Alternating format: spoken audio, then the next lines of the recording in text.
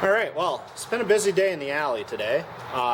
So the last run of this, there was a lot of traffic, but, and then my neighbor Pete stopped by, and I chatted with him for a bit, so the rest of the run on this, the audio is not good, so I'm not going to upload that, because, like I said, my neighbor Pete stopped by, and we were chatting a whole bunch, so, anyhow, the Enjomor, I think, is set to go.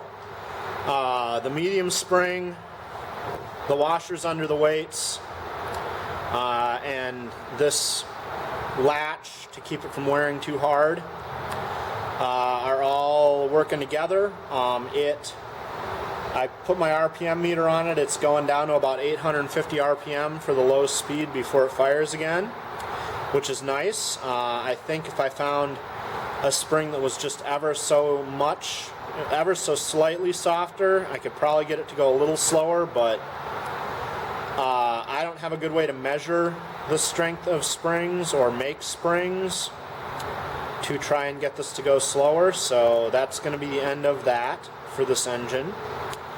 I will at some point need to get a switch, and I'm going to put a switch on this box so that I can switch the ignition on and off from up here instead of having to open the box and unplug the batteries from the ignition module. But otherwise, the Enjomor is running nicely, and now I just need to get the EM2 to cooperate, which,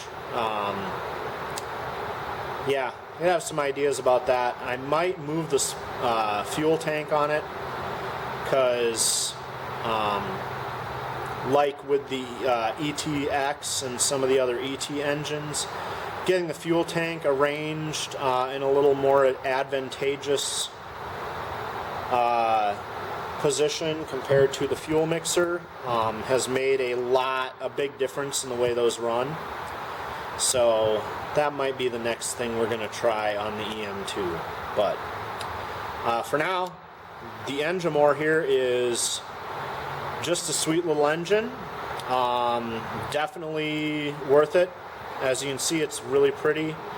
It ran kind of nice out of the box, but definitely runs a whole lot better with just the tiniest modifications. And like the washers under the weights there, and this washer on the end of the pawl, you know, that's